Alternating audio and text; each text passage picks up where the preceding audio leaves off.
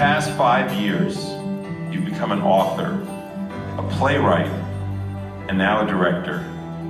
In some ways, these works feel like a trilogy. Can you talk a little bit about their evolution and their connection to each other, and also as a kind of continuing conversation with your audience? It's a part of the act, getting older.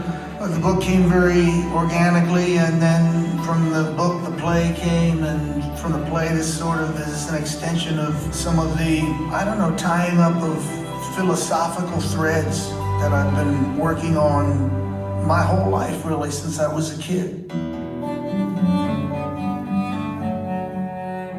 The geography of the West and the Southwest is just something that as Americans, we carry inside of us. Right from Darkness on the Edge of Town, I started to set songs in Utah or in the Southwest. For me, it continues to be a mythic landscape. I grew up in the 50s, and so Western was king. Henry Fonda or Gary Cooper, those were all your icons of adulthood and manhood when you were growing up. I found a way to sort of map out a work life by watching those films. That was a huge influence on me and still is to this day. To be constantly creative, you've got to strike different veins of inspiration. Rock music writing at the time, I said, well, I've written a lot of rock songs. I don't feel inspired to write anymore at this particular moment. But writing in this style, that's interesting for me right now. I've got a lot of energy and creativity left to devote to it. So I'll follow that.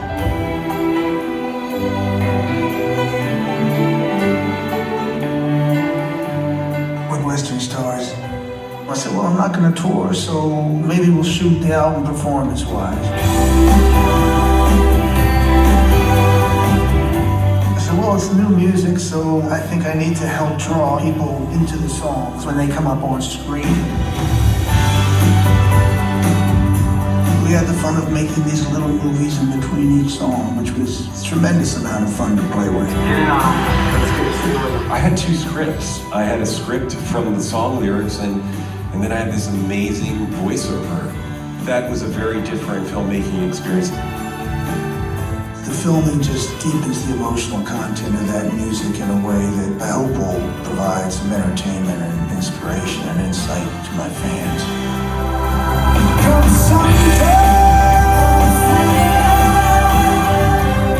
When there's new music, you have this great opportunity to create something that wasn't a concert film. It wasn't a pure documentary, but also revealed a deep side of him. Rolling. Just go straight ahead. So we thought the barn setting would give everybody more of a feeling of actually being closer to the music in a way. Setting up our little club here in the barn was a perfect setting for it. Just had a certain feeling about it. It has that sound. I couldn't imagine a better place to do a show like this. I mean, God, it's just got this vibe. I mean, it's almost married to the record. Right downstairs are a bunch of horses, a bunch of beautiful horses, and right out there are fields where those horses can roam.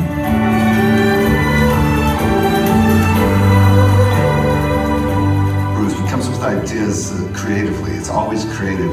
And I went, oh, of course he's going to choose the barn. It's Bruce Springsteen. We're going to go record in a barn.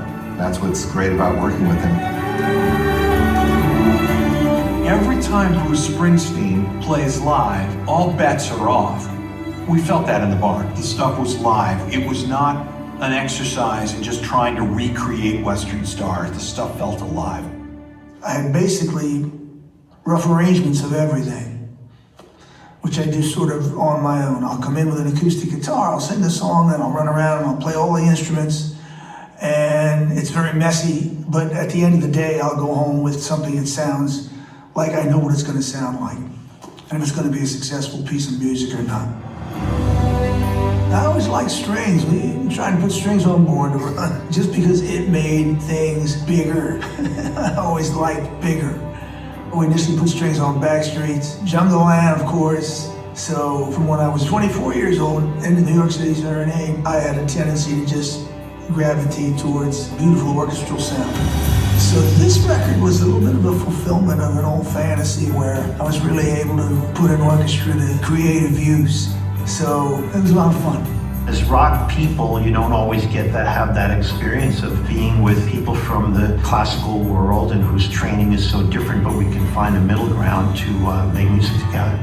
I would listen to these song demos and string demos Bruce had done, and he basically said, I want you to listen to that stuff and take it all in and just orchestrate it and make a symphony out of it.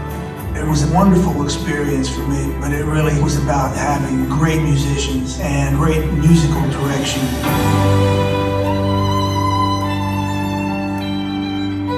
Like a Morricone Western, you hear the expansiveness of the strings. The whole record is all about the American journey. To me, it's extremely cinematic. You are just transported someplace. So when Bruce writes, he always has an instrumental melody attached to several of his songs. So what we do is we find a way to expand those melodies. That's why Bruce is fun to work with, because there's always something new being thrown at you.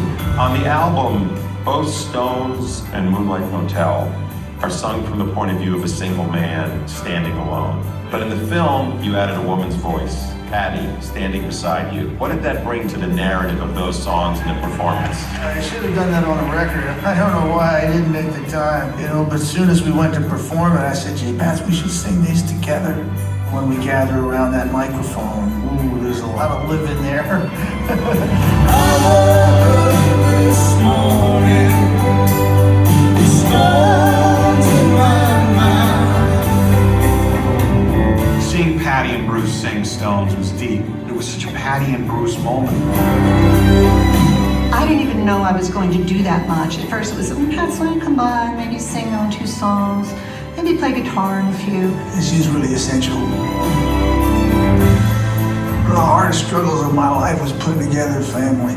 I was used to being on my own from when I was very young, and really Patty was the one who helped me leave that behind to a large degree and step into just adult life, with a family and kids and a home. We sing together in a way that you can only sing together when you've lived together for that long, The film is really kind of a love letter to her.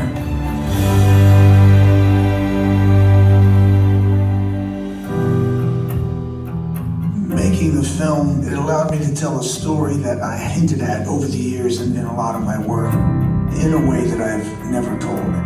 The film is about making that journey to peace with having a life. Tonight the western stars are shining brighter again. Actually allowing yourself to have a life, being able to enjoy that life, along with all the pain and the happiness that it brings. That's just been a lifetime trip for me. And the western stars are shining brighter again. That's also a continuation of the conversation that we've been having since I was a young man. Thank you for coming along with me. I appreciate that.